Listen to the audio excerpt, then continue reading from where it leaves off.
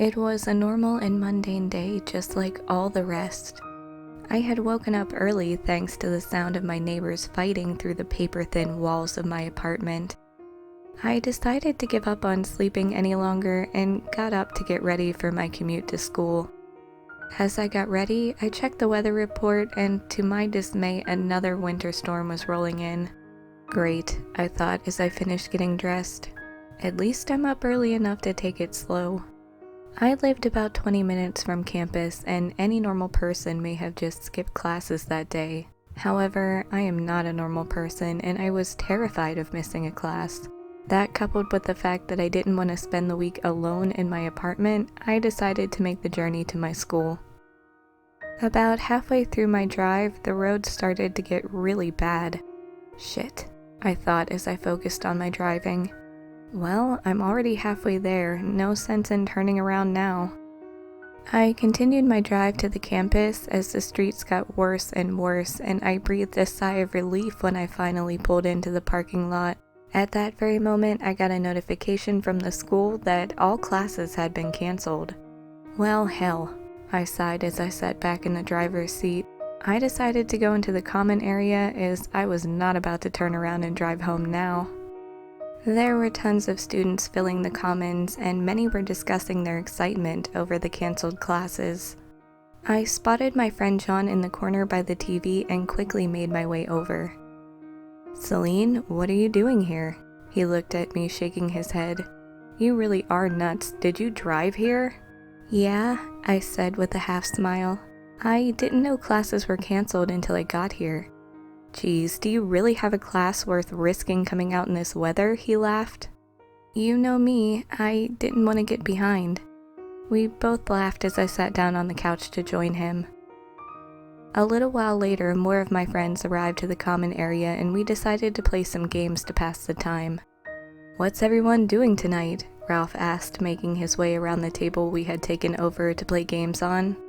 I'm not sure. I didn't really have a plan," I said as my eyes shifted between my friends. "Good, I have a ton of extra booze from the holidays, so party at my place tonight," he announced, patting John on the back. Okay, I guess so, but what if there's classes tomorrow?" I asked as everyone looked at me. "Celine, have you looked outside? No way we are having classes tomorrow. Maybe not even this whole week." I shifted slightly in my chair as the rest of the group egged me on. "Come on, Celine, live a little. It might be fun," John said, bumping me with his elbow. "Okay, sure," I reluctantly replied as the rest of my friends cheered with excitement. "Good, my place, 8 o'clock. Ralph finished as he playfully put his hand on my head and ruffled my hair. I watched him exit the common area as I began to feel regret for what I just agreed to. Later that night, I arrived at Ralph's apartment and the party was in full swing. People were drinking and carrying on like it was the last night on Earth. I spotted John over in the kitchen and pushed past the crowd to join my friend. "Geez," I said, scanning the crowd. "These people really love to party." "I just got an email. Classes are canceled for the rest of the week," John said, handing me a drink. "I don't know," I said as I reluctantly took the drink from his hand and swished it around on the countertop. "Come on, Celine, you're free from responsibilities this week. Just loosen up and have some fun," he said, nudging me with his elbow. He was right. I had been so focused on my grades that I never allotted any time for anything else. I turned and looked into his deep blue eyes and decided to let go for once. "Okay," I said. "Let's do it." Without another thought, I downed the drink and slammed it onto the countertop. "All right," John cheered with a smile and grabbed me around the shoulders, shaking me about in excitement. He poured me another drink and we partied into the night. Around 3 a.m., the party was cut short by a loud boom and the power going out. "Bad news, guys," Ralph said, emerging from the hallway. "The ice is too thick and it blew the transformer." I was heavily intoxicated at this point and was confused as to what was going on. John saw the concern in my face and leaned down to explain. "The lines got too overloaded and the power is out. No big deal." I nodded, but I was still a little foggy from the alcohol. I have plenty of candles, so you're welcome to stay, but you guys might have to cuddle for warmth, Ralph chuckled as he began to light candles around the room.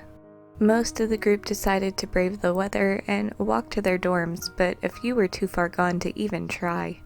I was terribly concerned at this point, and John was picking up on my unease. "It's okay," he said softly. "Do you need to lie down?" I nervously nodded, and he led me to an unoccupied couch. He found a few blankets and covered me up. "There, see? Everything's okay," he said as he pulled the blankets over me. "What about you?" I asked. "Where are you going to sleep?" He paused for a moment looking at me. "I'm good," he said. "I'll just sit down here at the bottom of the couch. Don't worry." He smiled at me with those piercing blue eyes and leaned back at the edge of the couch. "You could sleep down here," I said as I raised the covers. He looked at me quizzically and paused for a moment. "Are you sure?" he asked. "Yeah, it's going to get cold and I can't have my best friend freezing to death." He thought for a moment and then slowly laid down with me. I pulled the blankets over us as the alcohol took over, and before I knew it, I had fallen asleep. A few hours later, I was awoken by a clanking sound and my eyes shot open. Shifting to sit up, I heard John ask, What is it?" Before I could answer, the clanking started again, and it was louder this time. John had heard it as well, and he began looking around to find the source. Everyone else had fallen asleep by this point, and only a few candles remained lit, leaving small pockets of light randomly around the room. It was hard to make out anything in the darkness, so I quickly grabbed for my phone to use its flashlight. "Damn it," I yelled under my breath. John looked back at me to see what was wrong. I only have 10% battery. I knew I should have charged my phone earlier. I had a car charger to work with, but my car was all the way back in the student parking and the weather outside was not very forgiving. John pulled out his phone, which was still around 50%, and we used it for light instead. He walked around the room holding up the light, and I slowly followed, crouching behind him. "What do you think it is?" I asked. "Well, I'm not seeing anything. Maybe just old pipes." Still feeling slightly uneasy about the answer, I slowly made my way back to the couch to sit down as I still wasn't feeling very well.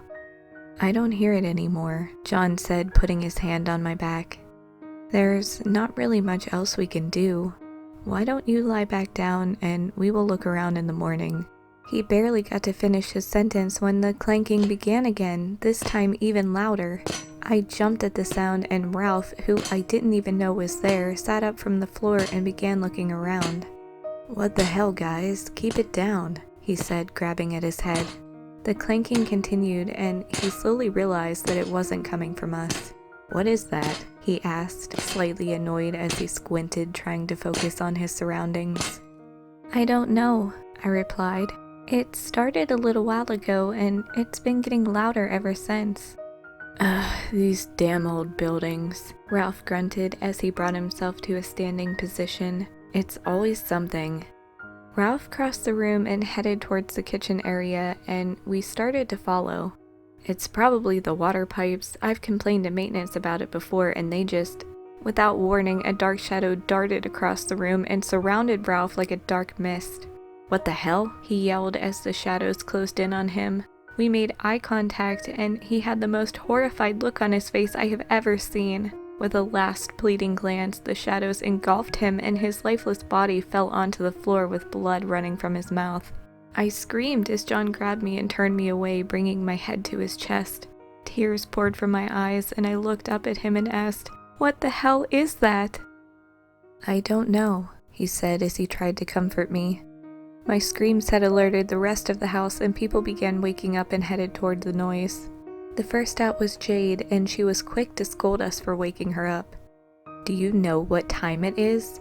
I'm all for partying, but..." She turned her head and noticed Ralph on the floor. "Oh my God, what did you do?" she yelled and ran over to Ralph's side.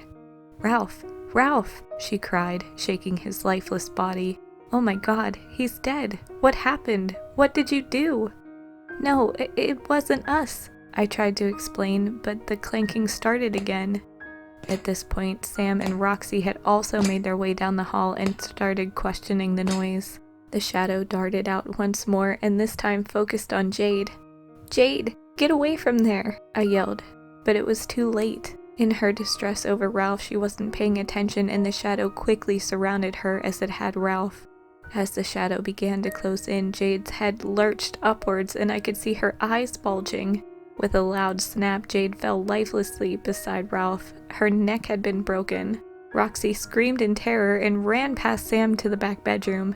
Sam stood there wide-eyed and frozen for a moment, but quickly turned to go after her. I was shaking uncontrollably at this point, and John quickly grabbed me and placed me back on the couch to calm down. "What is this? What's happening?" I shrieked through my tears. "I don't know. I'm not sure. But I think maybe we should get out of here," John said, crouching beside me. Sam escorted a sobbing Roxy from the back bedroom out to the living area and over to the couches. He placed Roxy on a neighboring couch and bent down to talk to John. "Dude, what the hell was that?" he asked in a concerned whisper as not to upset Roxy any further. "I don't know, but I'm thinking maybe we should get out of here." Sam nodded and looked to Roxy. "I'm going to grab our things. Wait here, I'll be right back," he said as he turned to head to the back bedroom. A sobbing and traumatized Roxy whimpered out, "Don't leave me," as she grabbed for Sam's arm. "Everything will be fine. I'll be back in 2 seconds," he said as he placed a hand on her leg and headed to the bedroom to grab their things. "I don't care about my stuff. Let's just get out of here," I said to John, but he wanted to wait for the others to make sure they made it out safely as well. Within seconds, the clanking started again, and we saw the shadow figure dart to the back bedroom. "Sam!" Roxy yelled as she jumped up from the couch. We tried to restrain her, but she broke free and sprinted to the back bedroom. We quickly followed, only to see the shadow rising from Sam's body, and Roxy screamed in agony. Running to him, she clutched his head and began wailing. John made his way over and tried to pull her off. "Come on, Roxy, we've got to go," he pleaded with her, but she ripped her arm from his grasp and started screaming. "Where are you, you asshole?" she screamed. "Roxy, stop," John said and grabbed her shoulder, but she shoved him off once again. "We've got to get out of here," he said, looking at me, and I knelt down to reason with her. "Roxy, come on. I know it hurts, but we've got to go." "I'm not leaving," she yelled and began to cry harder. "Sam! Sam!" She continued to yell and cry into his chest. The clanking started once again and John became frantic. "Roxy, come on, let's go," he yelled, but she wouldn't move. "Roxy, come on," I yelled as John ran back to me and we saw the figure dart over to Roxy's location. Overcome with grief, she just sat there as the shadow surrounded her and her body eventually fell on top of Sam as John began pulling me back down the hallway. I was overcome with emotion and my knees began to weaken and I thought I might pass out. "Celine," John yelled, grabbing at my face. "Come on, we've got to get out of here. Do you think you can make it?" I gathered all of my strength and nodded, and we made our way to the door. I heard the clanking once again, and before I knew it, the figure had darted in front of the door. John pushed me back behind him and the figure got closer. "Get away from us," he yelled as the shadow figure drew closer. In a moment of sheer panic, I noticed that John never shut off his phone light, and I quickly grabbed it and flashed it at the figure. The figure shrieked and scurried out of the room, and John looked back to see if I was okay. "All right, let's get out of here." He smiled as we turned the handle to the door and made our way down the apartment complex's hallway and eventually out to the road. "My car is down in the student parking lot. If we can make it there, we should be home free," I said as we started running down the road. We eventually made it to my car, and I pulled out the keys to unlock the door. I pulled open the driver's side door and motioned for John to get into the passenger side. I started to get into the car, but he stopped me for a moment and grabbed me around the waist. "There's something I've always wanted to tell you," he said. "Tell me when we get out of here," I protested, but he pulled me closer. "I've always wanted to be with you, Celine, and I've been too scared to say it till now." I was shocked, but happy. "I want to be with you too," I said, looking at him. A big smile spread across his face, and we kissed for the first time. As magical as it was, I was still worried, so I motioned him to get into the car. "We can talk about it at my place," I assured him with a smile, and he quickly made his way around the car to the passenger side. As he went to reach for the door, we once again heard the clanking and the shadow figure appeared. It darted between John and the car door, and I screamed for him to get in. He quickly pulled out his phone light and went to shine it at the creature.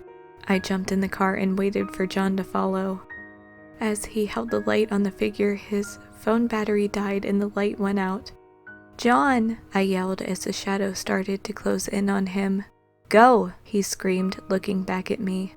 "No!" I yelled as the shadow closed in on him, crushing his bones. "I will always love you," he said as the shadow consumed him and he fell to the ground. I screamed in anger and started my car and tore off out of the campus.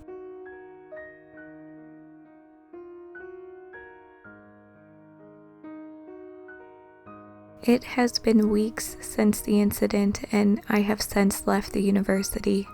There was no way I could return with all of the memories, and I pretty much keep to my house. To this day, the deaths of my friends are unexplained, and to my knowledge, it hasn't happened again. I still have a hard time being alone at night, and I make sure all of the lights are on as soon as it starts to get dark outside. I can hear the clanking in my dreams. It calls to me at night. I just pray that there are no more storms, and I fear the day that the power goes out again.